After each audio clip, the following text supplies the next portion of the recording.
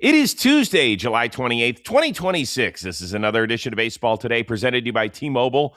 That is my man, Trevor Plouffe. I am Chris Rose, producer Dan, along for the ride, as well as I'm hanging out in Milwaukee for the second straight day, visiting our youngest son, Brady Rose, whom you will see next weekend, I believe, when the Twins are up here. Oh, yeah, we got big plans, Brady and I. No. A couple of Vesper martinis in our hand and see where the night takes us. What are you doing? Straight to the casino. Stop it. You know what? I'm going to send a ticket so Brady won't be here that weekend. I'm worried. Dude, if there's one person you want your son to hang out with, it's right here. Too much cool will drip off on him. That's the problem. Way too much. All right. Tip of the cap to three announcers. Okay. Tigers-Orioles game last night. A little varmint got away on the field. And so Jason Benetti of the Tigers, Kevin Brown and Ben McDonald of the Orioles broadcast. Boy, did they have fun. The chase for the squirrel is on, and the squirrel is in the corner, and the squirrel is still eluding an entire horde of grounds crew members. And the squirrel's free once again. Hemmed in? No, I won't be hemmed in. I have freedom on my mind. Trying to go between the legs, and eventually he gets away again and hops through the towel. Ladies and gentlemen, I'd like to thank the grounds crew. Let's give them a round of applause. The Detroit Tigers grounds crew, thank you.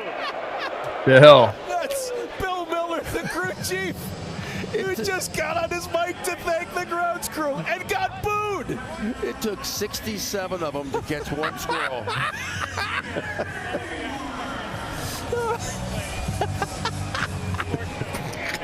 They should just rolled out the tarp if it was going to take that long. Oh, my gosh. Actually, I thought Bill Miller was the highlight. Bill, he's all over the place lately. He is. Shout out Bill Miller.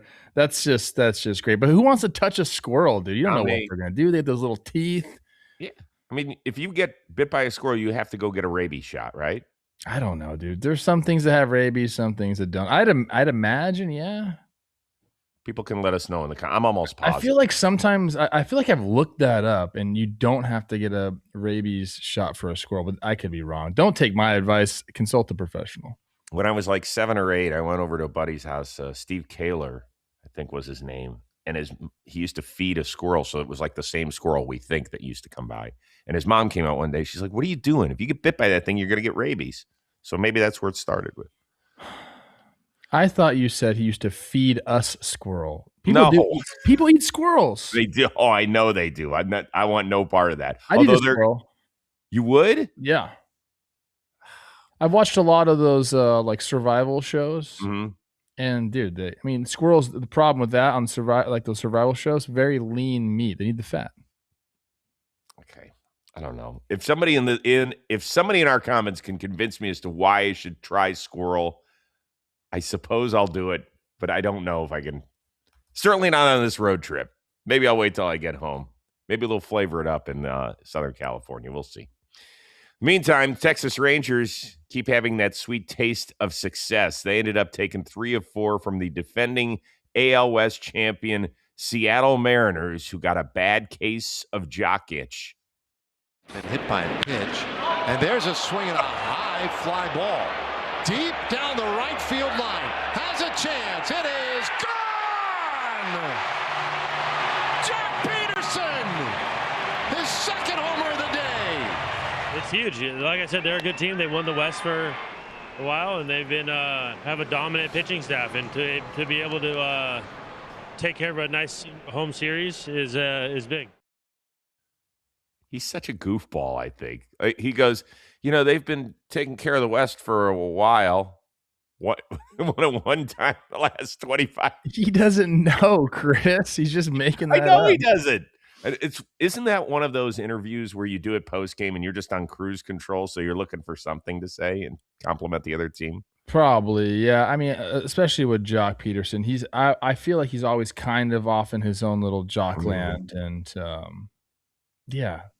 Mariners, that was a big one for them last year. So, yeah, but for Jock, he's had such a fascinating career. Remember when he came up with the Dodgers? What was it, 2013 or something like that? And he was supposed to be the next big thing, and he had a solid career there, but then he had to kind of bounce around and reestablish himself. And all of a sudden, he became like this hired veteran gun. It's been an interesting, windy road for him. It has. I mean, eventually, I like guys like this who find their niche and just continue to roll with it. He clearly loves playing the game of baseball. He loves to hit. There's no doubt about that. And yeah, if you find yourself in good positions, and again, I think it's like, especially as a hitter, if you can just do one thing well, they'll keep you around in today's game because it's just so hard to find offense. And Jock, I think, not only brings what he does on the field, which he's been crushing it. Last since May, I think a 920 OPS. So he's been one of their best hitters, if not their best hitter. He also, I feel like, lightens the clubhouse a little bit, has the vibes. They talk about that from time to time in their post-game interviews. So yeah, he's like the fun vet you bring if you want instant offense and some vibes. He's got 10 homers in the last 23 games, over a $1 in that span. And let's remember how putrid his first season was in Texas. A 613 OPS, 9 homers in 96 games. All right, guess how many career homers he's got, or did you already look it up? I have not looked that up. I have his stats. I had the last 66 games. That's May 1st. Yeah, 920 OPS. Got 17 in that span. I got to guess. He's had some years. I got to guess he's getting close to 200. I want to say he's at one. Let's just go the old gangster rap number, 187. 237. Wow. And he's at 249 if you include the dozen he's hit in October. How awesome is that? It's great. Pretty good. Great. That's really good, Chris. Yeah. And did you see his boy Clayton Kershaw was there? Of course, Clayton makes his home in the Dallas area. And so I had one of his 17 kids with him last night and was there to watch Jock with a 2-homer game. And look at this shot. Clayton. Clean shaven. No, he's got a little scruff there. Okay. So now the Rangers have a 2-game lead, not over the Mariners, over the Astros, and it's 2.5 over Seattle. I know I asked this like a month ago, but here we are, 6 days away from the trade deadline. Who do you like down the stretch? I don't know. Or do we have to wait until next Monday to ask the question? I think that is probably the right way to do this because I mean I think I fall into a trap with Seattle and say, oh, like they're gonna come around offensively, they're gonna come around. It just hasn't happened. Like Dominic Canzone has been a savior for them, but the guys that you'd expect to be carrying that offense just aren't. So in my mind, I'm like, okay, they got track records to be there, they just haven't done it yet. So right now, I think the most balanced team, Chris, is the Texas Rangers. If you're talking about, they have a guy at the back end of the bullpen. They can shut it down. Was an all-star this year. Their pitching was really good on the homestand. They have a chance to if all these guys put it together. You can look at their starting rotation, be like, okay, I really like it. Now the lineup, I think again that probably has their ups and downs, but it's long enough. Especially when you got Langford in it and you got Jock doing his thing, and honestly, a lot of the guys who are performing well for this team, which is great from our brand, Chris, the olds. Berger's 30, Nimmo's 34, Jock's 34. Like, they're getting the job done. So I think the most balanced team right now is the Texas Rangers. Is that going to hold on throughout the year? I don't know, Chris. The West is so jumbled. I still think the Mariners are going to find a way to like light the fire of the offense. I do. Somebody said, by the way, in one of our comments section, hey, give Nicky Lopez some love. And yeah, he's been great since he's been picked up. I mean, that is a guy that's literally felt like he's bounced all around the league and has finally found a home here and has been given an opportunity. And that's what it's about, man, is finding people who have played in the major leagues sometimes. And for whatever reason, it hasn't clicked. Maybe some of it's on them. Maybe some of it's on the situation that they've been in. You need stories like that if you're going to surprise. Yeah, and you get, on a personal level, it's like put up or shut up sometimes, especially, Nicky Lopez, he's 31 too. So it's like, all right, hey, like you better do it or else your time in this game is dwindling. I'm happy for him. Justin Foskey's another guy who's had a nice run here. So maybe I'm wrong about Seattle, man. Maybe I'm just thinking back to last year and I have that stuck in my mind. I will say, like I said, this is the most balanced roster right now, but there's just for some reason I can't shake Seattle winning the division. So we both had them not only winning the division, but winning the World Series. I forgot that you did that too. Shoot. Yep. So let's go. I mean, at least get to the playoffs. Jeez, oh man, what a disappointing year this is going to be for them if they don't make it to the playoffs. It's just going to be a horrific step back, I think, for this organization. More disappointing year if these teams don't make the playoffs. Blue Jays or Mariners? Great one. I think I'll go Seattle because the division's just not as competitive. I mean, I looked at it and I was like, they'll win the division by between 7 and 10 games. That's what I felt at the beginning of the year. I just didn't think there was anybody else good enough to compete with them. I don't even know the answer to my own question right there. They're both very disappointing. Yeah, I think we're going to, a lot of these questions that we're going to ask over the next 6 days are going to obviously alter turn right or turn left based on what teams do or don't do by August 3rd's trade deadline. But as of right now, I think we're just going to continue to act stupid, keep on that Seattle train. It's not, look, by the end of the week, they could be in first place, right? I mean, it's 2.5 games. They're not 5.5 or 7.5 out. It's 1 or 2 good weeks, and all of a sudden things are flipped in a division, which makes it fun in the American League, but also makes it so confusing and confounding. But you can let us know as well in our comments section what we're thinking about. All right, time right now for our Blast of the Week. It's presented by Mountain Dew Baja Blast, where we take a look at the 420-foot-plus home runs from this past week. So we're going to start with number 5. And number 5, we talked about him yesterday on the show, Salvador Perez, 437 feet to right center. Yeah, is this the one where the guy went into the fountain and got arrested and Sal was like, let the guy go? I don't know if that one was. Did you see that story, though? Yes, I did. So good. I feel like Sal can call the police in Kansas City and get some things done. I think so. Good for him. 437 Oppo. That's pretty good. Dalton Rushing. Whoo! Hey, man, he has always been able to swing the lumber. Look at this going to left center. That's Ohtani-ish, 438. That's right where we were sitting for the home run derby for a lefty to go. We didn't see any balls from lefties go over there, even in the derby. So that's a shot. Yeah, that's a good poke. I know that it got hot in Philadelphia and the ball carries, but that is a great, great swing. Dude can do damage, no question. Welcome to the show, Sean Ross, also 438 feet. Pretty good for your first show homer. Oh, my. Yeah, that's nice right there. I like that. Dude, especially, yes, it was that second deck in left field in Pittsburgh. That's pretty far. Yeah. Ooh, a little hanger. Is that a good park to hit in? I think it's average. There's some like spots where the wall kind of juts out, like left center gets big right there. Yeah. There's like some wind tunnels. Speaking of trade deadline talk, Joe Adele. I wonder if he's going to be on the move. This ball was on the move, 446 feet. That's not a hitter's park right there. No, it's not. That is a bomb. Holy. His metrics aren't great at all, but I think he'll be on the move. Yeah, teams will take a shot.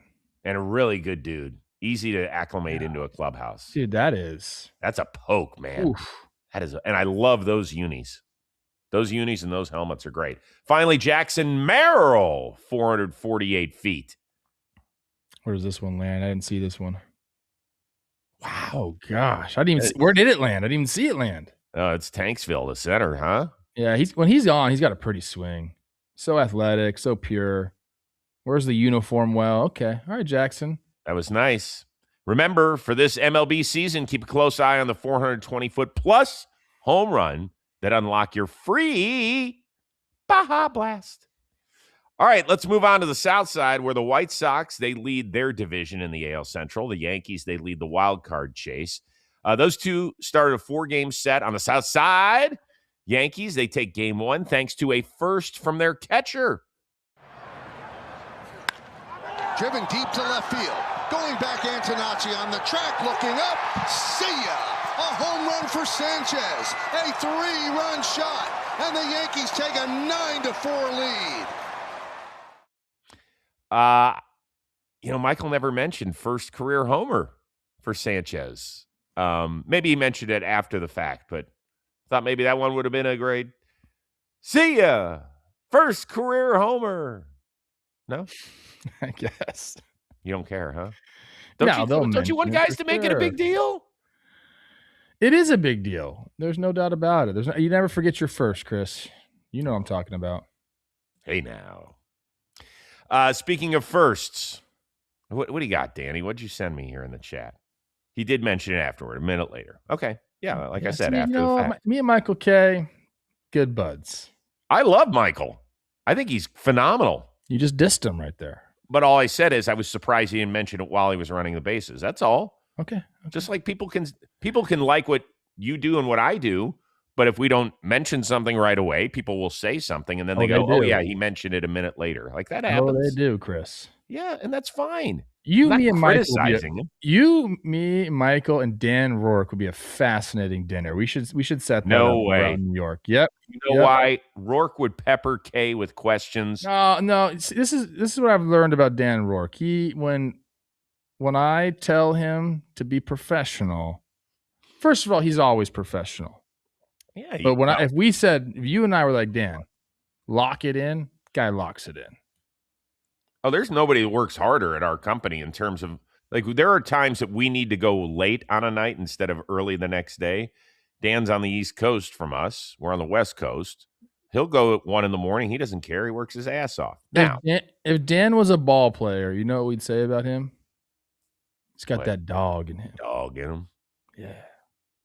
Would we have to go? How high class a restaurant could we take Dan Rourke to with a Michael K with the 4 of us at a table? Here's the thing: the problem if we take Dan, we take him to Fort Charles, we take him to Carbone, one of like the institutions of New York, and there's plenty more. I think he might get like the taste bit by the bug a little bit. So I have to go there all the time. Do we lose that edge? Do we drop him with the bill and then walk? Nah. See how he does? No. Just for a second, just to see if we can screw with him a little bit? I got it. I know. No, we'll split it, you and I. Stop that. Still not letting me pay that $100 I owe you. Oh, yeah, you owe me that. I mean, for God's sakes, can we move on? All right, so anyway, reason we're talking about this game, it's a good win for the Yankees, et cetera, but they got more news on Cody Bellinger, who left the game over the weekend. They said there was something going on with his hamstring. Then they put him on the IL, but it's a grade 2. So he's out 4 to 6, which means you might not see him until mid-September if all things go right. I mean, they're already without Judge, and we really don't know when he's coming back. Stanton, if he had a third calf to injure, he'd probably injure that one too. So do you think that this affects Brian Cashman's thinking by next Monday's deadline? So I don't think it affects like who or what they were going after, but I do think it affects the urgency of it. They're 6.5 games up in a wild card spot, so they have a nice little cushion here. But like he wanted to make the team better before this injury again. And the crazy thing, I don't know if it's just because they're the Yankees, so there's a ton of media covering them, and honestly, they probably have like the craziest media. Like just stuff gets said about the Yankees all the time. They're linked to everybody. You search, Yankees deadline, and it's C.J. Abrams, Mason Miller, Tarek Skubal, every single right-handed hitting outfielder, every single catcher. Like they're linked to everybody. So Cashman does have work to do. If you look at the roster, he wants to upgrade a catcher. Right-handed bat would be great. I don't know where they go. I mean, again, they're linked to shortstops. Like it just doesn't stop with them. So I don't think it changes. I think it does. The sense of urgency becomes greater with Cody Bellinger out because you're right. The grade 2, that's different, man. That's not like 2 weeks. It'll heal up and then we'll start progressing our running program. That's like, we got to rehab that thing and we got to make sure it's good because you can never duplicate game speed with a soft tissue injury. You just can't, no matter you think you're sprinting as fast as you can, you just can't duplicate it. So, or replicate it, I think is the right word. So, it's scary times for the Yankees, if we're being honest. They do need to make a move or somebody needs to step up. Like that 6.5 game lead seems great. That could evaporate quickly. I don't know if it can with this pitching staff. I don't know. It can, Chris.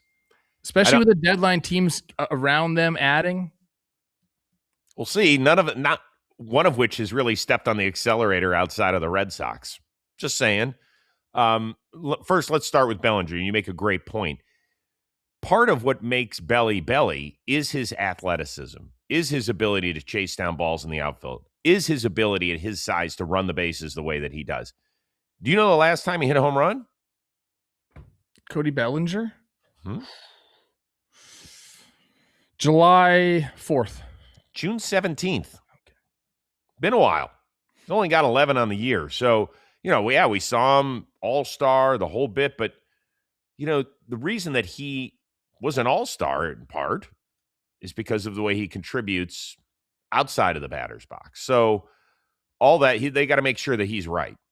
Now I look at the Yankees lineup, and Trev, it feels like it's a lot of supporting cast characters. Like the only guys you can rely on being in the lineup every night right now, Ben Rice, Jazz Chisholm, and Caballero, but you don't know where you might play him in short one day, you might play him in left another, maybe I'll see it third, but everything else feels like it is a rotating project. Heck, even Trent Grisham doesn't play against lefties.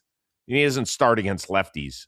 So that's a weird place for the Yankees, in my opinion, to be in. It's not a weird place for a lot of baseball teams to be in because that's the way they're constructed.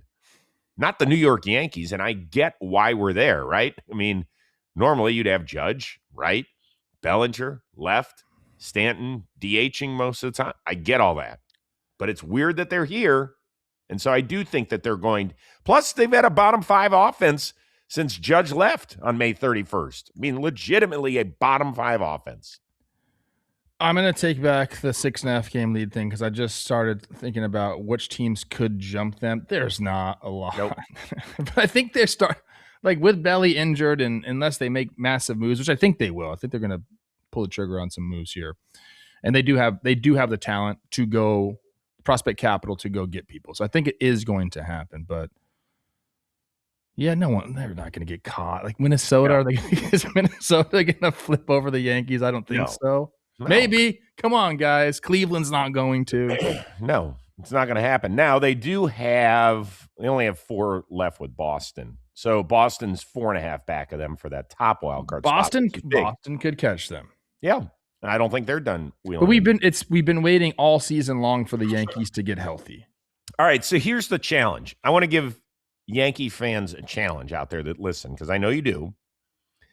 Give us a legit trade in the comments section. Don't give me the BS. Oh, we'll take Mason Miller and throw them one pitcher. Dan's all over Seiya Suzuki. I don't think that's going to happen. I really don't. I think it'd be a great pickup for the Yankees, but I don't understand why I'm sorry.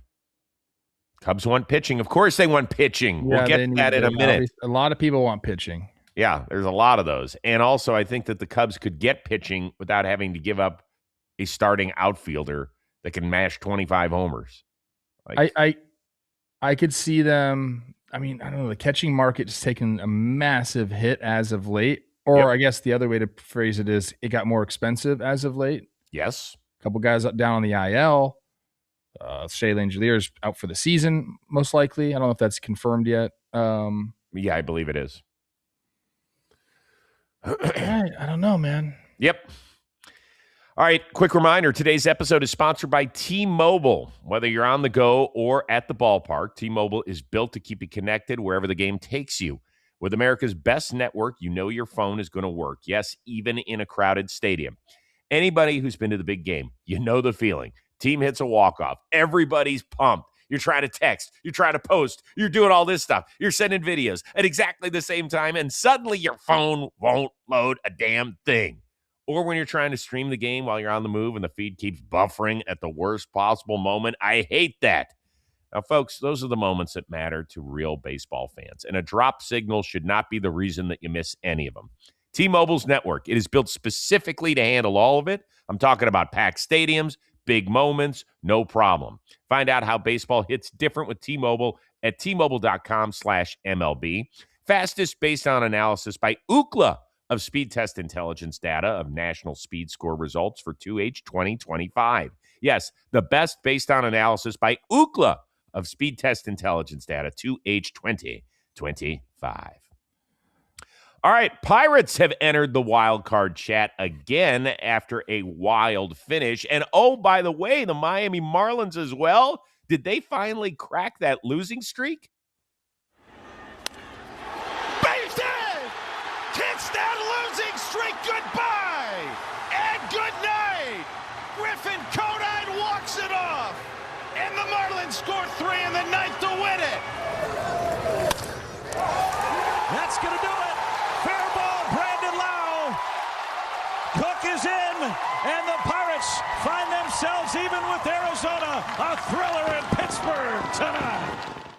That's right, even with the Diamondbacks for the third and final wild card spot in the National League. So those two teams are tied, exactly the same record at 55 and 52. Nationals a game back of them. Cardinals, who are struggling. Padres, who've been up and down, each a game and a half out of the playoff chase. And the Marlins, who just wrapped up that 12-game losing streak, are still within 2 games. So you've got 6 teams within 2 games of that last spot. Which of those teams, in your opinion, is most interesting to follow? One team? One. Oof. They all have such great storylines. Like I'm really, truly enamored with this NL wildcard race. I think I'm going to go with the Nationals.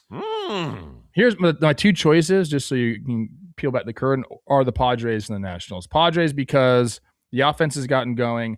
They've started to Craig Stammen came out and talked about like how they're going to approach pitching going forward. And I've said on this show in years past that I think this is the way pitching is going to go anyway. Like they're a bunch of kind of like bulky type starters. They're just going to figure out the innings. So I'm enamored with that. But I think it is the Nationals because for so long we've talked about, all right, the Nationals, like all these draft picks, these prospects, like they're gonna be a fun team to watch, and like it's not their time yet. It's not their time yet. Well, is this their time? Like they got their shortstop like putting up MVP type numbers, Chris. If we didn't know defensive metrics, this would be maybe he'd be a top 3 MVP candidate with the numbers he's put up. Go check him out. They're incredible. Yep. You got James Wood doing his thing. And they just went and traded for a pitcher. So like they've shown that they're willing to make trades to go for it now. Now I know Connolly Early is controllable, so that's not just for now. It's aligns with their quote unquote window. But it wouldn't surprise me if we got the young gun up there, Taboni, saying like, let's keep pushing these chips in. Why not? Let's go after some more controllable people. And hey, let's maybe take a chance on a rental, see how far we can go. We got this offense that can mash with anyone. And in the playoffs, that's what you need. Teams that can hit and hit homers. They can do that. So it's like, I want to see if they push it even further. Part of me in the back of my mind, I'm like, they made this the safe move here. They went out and got a controllable starter when they needed it. Are they gonna continue to go? I don't know if he's gonna get gun shy here, but I'm enamored with them because they got some real deal performances offensively, and they made the first real big move of the trade deadline, and I kind of want to see if they continue with it to see if they can really put themselves like on that next pedestal of teams. I think you've got so many teams here that know it's a seller's market, but they have they're right there. They can taste it. So what does St. Louis do? Like, what does Chaim Bloom do? Does he say, listen, we've had a great year, but we've got some pieces that we think other teams might covet, and that could bring us back something that could really help us make a charge in 2027 and beyond? You talked about the Nationals. The Diamondbacks have kind of been up and down, and they think they're getting a few bullpen pieces maybe back relatively soon that could help them. I am focusing on the Pittsburgh Pirates. We begged them in the offseason to improve their offense just to make it like one that's so when you write the lineup out, you're not like, yuck. That's who's playing behind Paul Skeens and eventually Jared Jones and Ashcraft and Mitch. You're like, well, look what they did. They signed Ryan O'Hearn. They traded for Brandon Lau, and those 2 veterans have kind of spearheaded an entire turnaround offensively to the point where they're second in runs, they're third in OPS, they're top 10 in steals. They have become one of the most fun and dynamic offenses to watch in the sport. So what's let them down? Number one, they did not fix the bullpen. We know that. But here's the good news, Ben Sherrington. You have a chance to do that. You could bring in 3 fresh arms. I know you're going to have to compete against a lot of teams that want it. I don't care. Go fix it. But the other part that's got to pick it up is the starting pitching. I never thought I would say this, but Paul Skeens, let's go. Ashcraft, all-star. But the numbers have dipped a little bit as of late. Jared Jones recently came back. I think he's made, 10 starts so far? They'll continue to push him a little bit. Mitch Keller's kind of been a forgotten man. He got a $70-some million extension. He's just kind of wallowing in mediocrity right now. Let's go take it to the next level. Let's go match what the offense has given you so that, heck yeah, we could maybe even see a wild card. I don't know if that's going to be possible. Probably not. But I at least want to see them in the first round so that I want to see Paul Skeens pitch in a big-time game in October. Want to see it. I mean, I agree. I actually didn't know their offense had kept it up. I know early on that they were. Yeah. I mean, they have great numbers. Good for them. That's crazy to me to think after what we've seen them do over the last few years that a couple of free agent signings got them to turn around like this. Let that be a message to you. Go ahead and spend a little money in the offseason, bring in some established hitters. This could be you too. Their defense needs to pick it up as well. I mean, look, you just mentioned it. Like every single team has a great storyline in that NL wildcard race. And I do agree with you that of those 6 teams, I think we'll see a few sellers, which is kind of crazy. They're so close. I know, but put yourself in the GM or president of baseball ops, whoever's really pulling the strings in each organization. You have to look at it as, okay, is it worth us to play 2 or 3 extra games in October? Maybe we win a series, maybe. And then we might have to stare the Dodgers in the face. Doesn't mean we can't beat them. It's baseball, can be weird, but you're in such a heavy seller's market. I think people are going to overpay. I think they are. I think the teams that really want to step on it will overpay. I just think what's the reason we play? What's the reason it exists is to get to the playoffs. That's it.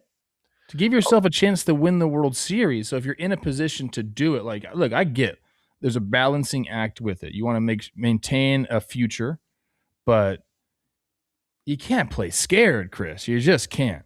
I understand that. The Dodgers aren't going anywhere, dude. So if you can't just say, "Oh, well, shoot, the Dodgers are here. I better trade and pray for the future." No way, man. Okay, so play this out. I actually think now more than ever, go for it. Let's go.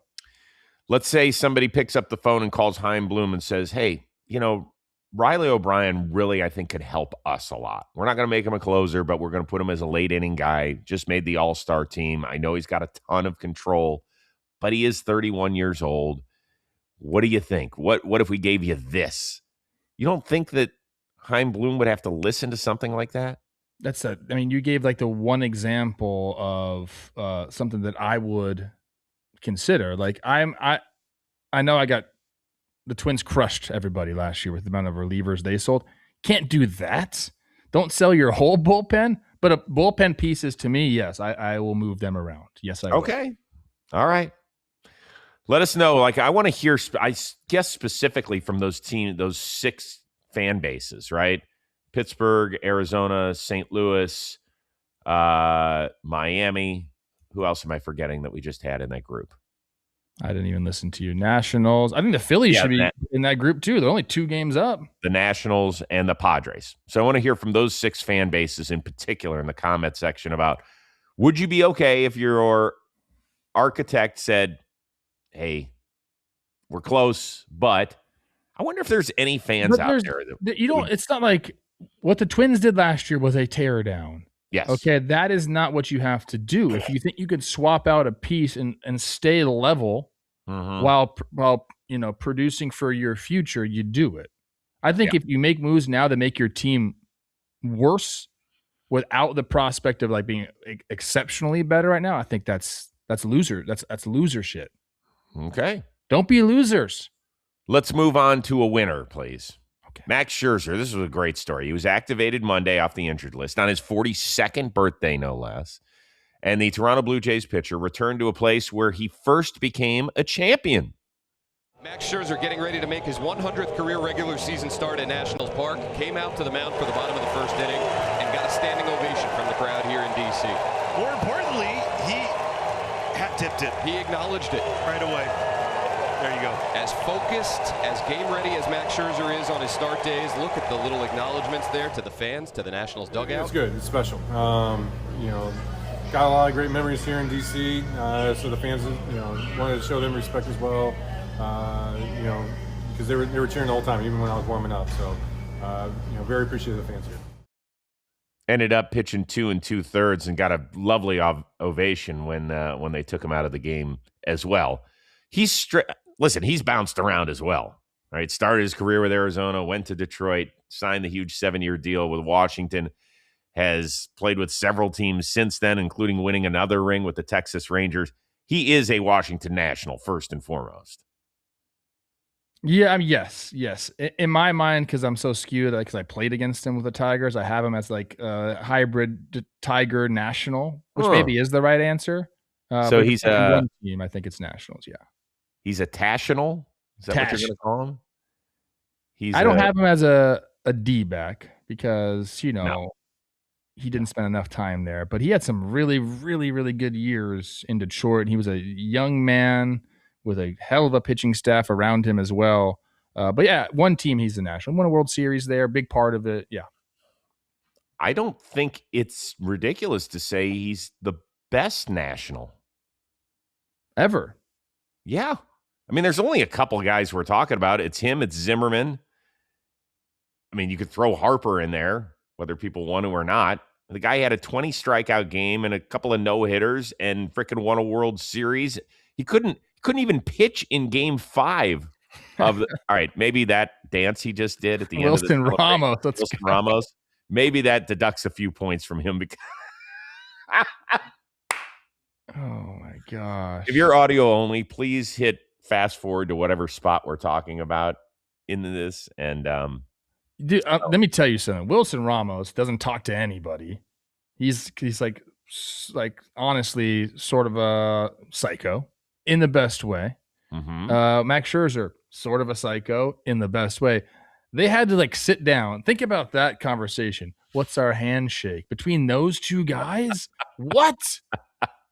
We're gonna do the spinny hands, the wheel hands, the spinny hands. What the heck, hands, guys? I love it. Oh my god. Yeah, I actually think he is the best National now that I'm sitting down and thinking about it. And there's also, I think he's also one of the greatest free agent signings in baseball history. I mean, so often we just attach the dollar figure and say, well, you got to play up to that or you're not even close to, right? There will be people that argue that Bryce Harper will not have been worth it for the Philadelphia Phillies, although I do think they'll say, well, he has to win a World Series or he's not. Well, Max Scherzer, ka-ching, got that. Won Cy Young's 2 and 3 there, threw some no-hitters, threw a 20 strikeout game every year. I mean, the guy averaged 27 starts a year, averaged 230 strikeouts in a Nationals uniform. You felt like you got your money's worth out of him every time. I think he's the greatest National since they moved to DC. Can one guy be the greatest free agent sign, then also the worst free agent sign? The Mets gave him a lot of money and then just had to pay it to not even pitch on their team. The guy won a World Series. They were paying his salary. But for 2 years. That's not. I'm just saying. I'm not. This is no disrespect to Max Scherzer because he left the Mets after 2022. Where'd he go? Rangers won a World Series. It's just funny to me. I was just looking at his salary because I wanted to ask you that question, how much he's made. And I saw, wow, they paid a lot. 60% of his salary was left, or even more, maybe 75% of it to go win a World Series somewhere else. What do you got on the number? So I think with the Nationals, he signed for like $215.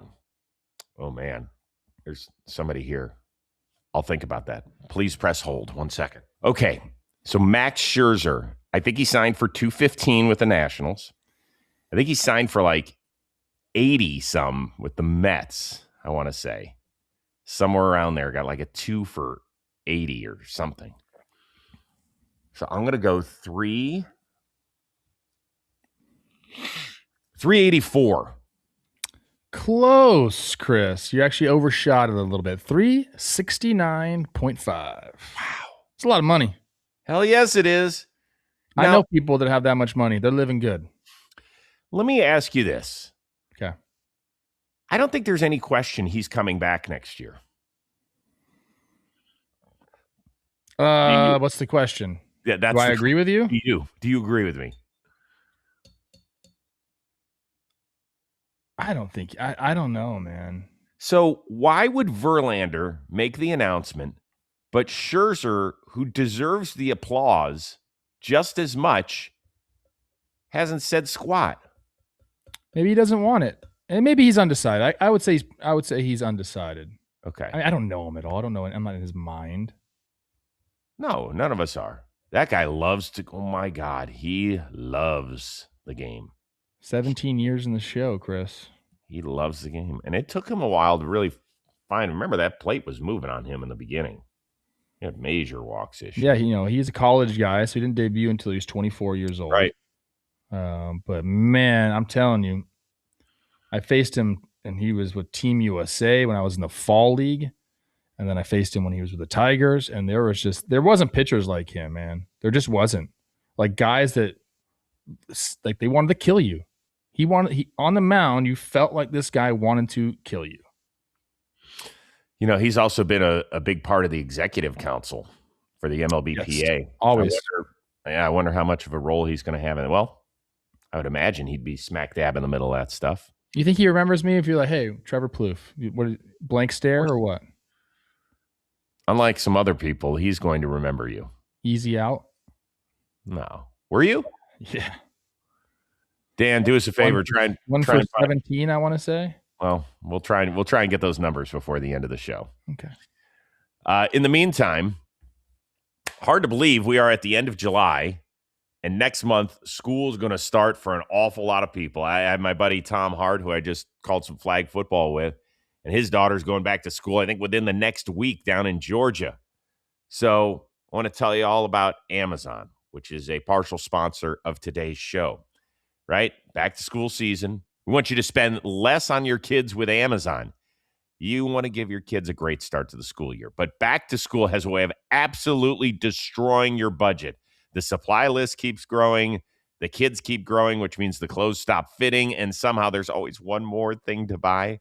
Well, Amazon helps you handle all of it without losing your mind or your wallet.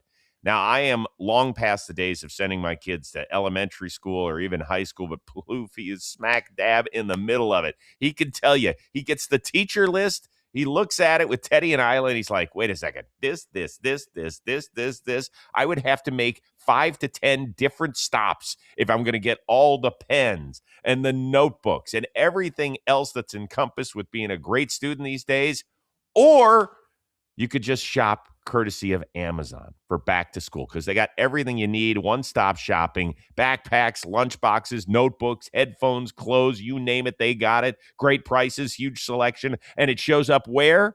At your door before you know it. So remember, with Amazon's low back-to-school prices, just spend less on your kids because every dollar you don't spend on them is a dollar you have not spent on them and can spend on you instead. Amazon. All right. Some quick hitters before we get out of here. Mets, they take it to the Braves. Started their series as New York shortstop. Continues to swing it. And Lindor cranks one to deep left field for get back.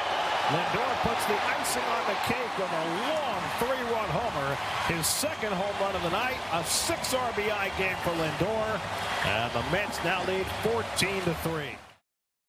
23rd career multi-homer game for Francisco Lindor. Only Ernie Banks and A-Rod have more at the shortstop position. Do you feel like you're watching a Hall of Famer? It's a good question. It's a Chris, good question. I'm so bad at these answers. Go ahead, give it to me. No, I mean, I feel like I'm going to get torched for this. No. But then I look at his numbers, And, like kind of the longevity. I mean, he's 12 years. I think he needs to continue to go. But he's got great numbers, especially for a shortstop, a guy that could pick it. Like 1, 2, 3, 4, 5, 6, 7 top 10 MVP finishes. My like kind of scale for this is I feel like so different than the writers. In my mind, I would say no, he hasn't had like some crazy year. Last year was really, really good, but we're talking 31 homers, 86 runs. I mean, he was a 30-30 guy last year. It's great. I don't know. I he's like on the cusp, but I don't think he's made the jump yet. Maybe I'm just completely off with this. Yeah, he did finish runner-up MVP to Shohei in 2024. That's the year I'm talking about. Yeah. Here, and this is the reason I asked you when you watch him play. Because there's always two parts to the Hall of Fame discussion. Do you feel like I want to say I feel like I'm watching a Hall of Famer when I turn on a game? Yes. That's the way I like to feel. And then I have to go to the numbers maybe to solidify a thought one way or another with it. I'm going to say this. I think he's going to end up in Cooperstown. In part because he's got another 5 years left on his contract, okay? He's got 287 homers after the 2 last night. 279 of those have come while playing shortstop. Cal Ripken Jr. has the most homers hit as a shortstop, 353. Okay? So that's 74 away from tying it. He's going to blow past that as long as he stays healthy. He might get to, I don't know, 400 homers for that guy seems like a lot. But switch hitter, plays a ton of games, has pop from both sides. I think he's going to end up in Cooperstown when it's all said and done. Yeah, I mean, look, I feel like the way you describe it is perfect. Like when you watch him, you're like, hell of a ball player, obviously. Great ball player. And then there is, there's that, and then there's Hall of Fame type players. But then you look at the numbers, he's there. I mean, you're saying, can he get to 400 if you look at kind of what he averages? First of all, he stays healthy. Second of all, he's in great shape. Yep. Like I feel like you don't worry about that with him. Last 20, 22, 25, 33, 39, well, reading the wrong numbers, 26, 31, 33, 31. Just say he hits 25 a year going forward. That's another 125 in his 5 years. And that gets him to 400. Yeah. He's got an 815 career OPS, and even if that slows down, look, I think he's going to be a guy. Omar Vizquel spent his entire career into his mid-40s playing shortstop. I think Francisco is that sort of guy, right? Ripken moved to third. A-Rod moved to third once he joined the Yankees. Ernie Banks moved to different positions. So guys do move off of that position. Sometimes they grow out of it. That's not going to happen with Francisco. As long as he still has his lateral quickness, I don't think his arm's going to go anywhere. He was a former Platinum Award winner in 2016, in addition to his Gold Glove time earlier in Cleveland. So he's got a lot of accolades. I think he's there, but people can chime in here. No and question. He's played games, which is that's this year. Obviously, he got to the delayed start, but yeah. But I mean, going back throughout his career, I mean, that is how you get those counting numbers. That's how you. I mean, to get into the Hall of Fame, you have to be healthy. You have to play, and he's done that.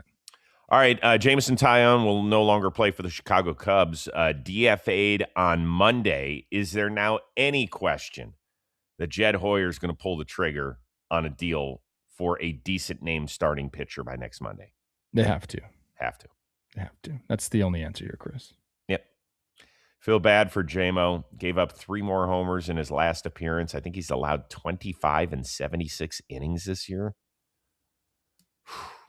I wonder if somebody picks him up. Maybe one of these teams that ends up trading a pitcher just to have a guy that can fill some innings down the stretch. The record's not going to matter. But it wouldn't surprise me if he just says, I'll pack it in this year, try and figure out what's going on and try and eventually make a comeback. Really good dude, just unfortunately has not worked out for him this year. That's a tough one. Is there anything worse than almost stealing a grand slam? We saw it in Sacramento last night. Ceddanne Rafaela hit it. He thought he popped it up. Colby Thomas had it in his mitt. I want to show you how close it was. Look at that. Had it in his mitt, and then they've got that net right over the wall in Sacramento. If there's no net there, maybe the ball stays in there. I know you played limited. Did you ever maybe a foul ball when you were playing third where you had it in your mitt and it pops out and you're like, damn it? I'm sure. I forget, I forgot all the bad stuff. I only remember the good stuff. That's what happens when you get older. That was a hilarious video. And, you forget the net is there because, we're in a makeshift park, basically, big league park, where like they need to walk through that. So they don't want people getting hit. At the first glance, when I watched that highlight, I thought it like rolled on the top of the wall and back in. But then they clearly showed it there. It's an interesting place to play, man. You never know what's going to happen when you hit a fly ball there. Dan found us some numbers. What did you say your numbers were? I said 1 for 17. I knew it. 1 for 17. Yeah, do you remember the hit? Tough. Do you remember the hit? No. I'm sure it wasn't great. I want to say it was like some sort of like flare to like center, like off the end of the bat or something like that. If I had to guess.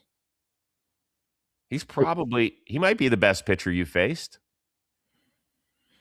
Yeah, I mean him, Chris Sale, Verlander, those are like my top 3 guys I faced. David Price, I think, is up there as well. I mean, yeah. When you play, like, of course you're going to face those guys the most because they're around the longest, and yeah. He's nasty.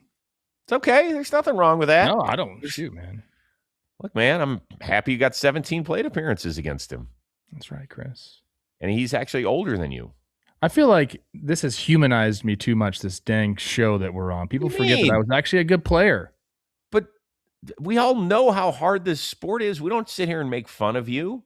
Well, we put out that bunting video and people are like, oh, like, forgot that Trev played. I'm like, yeah, dude. We should be putting out a video a month about your playing career. Just drop it. Just real quick. Just let people remember. Yeah. I know. I'm getting so old now. People are like, nobody who watches the show like remembers me playing at all. I do. You do. Against your guards. I just remember, taking Kluber deep a couple times. Yeah. Walk off against Brian Shaw. Yeah. No, that was a good one. Good one. Little cut piece. Do it. All right. Who would have been a great Yankee? You would have been a great Yankee. I would have been so good. You know, I would have been a playoff player. I know it. Yeah. They have always had, dating back to the 70s, there was a guy named Brian Doyle who was like a bit player, second baseman type. He had a huge World Series, I want to say in 1978, maybe. Scott Brocious, of course, 1998. They always have like guys who are just some dudes. You don't really think about them, and then they end up starring. So there you go. Could have been you. Could have been you. All right, we're back at it again on Hump Day. Enjoy your full slate of Major League Baseball. For our one-of-a-kind producer, Dan Rourke, who will not be joining us anytime soon on our Dinner with Michael K. That is the uber-talented Trevor Plouffe, who indeed did log a lot of time in the major leagues. I am Chris Rose. We will see you Wednesday here on Baseball Today, presented to you by T-Mobile.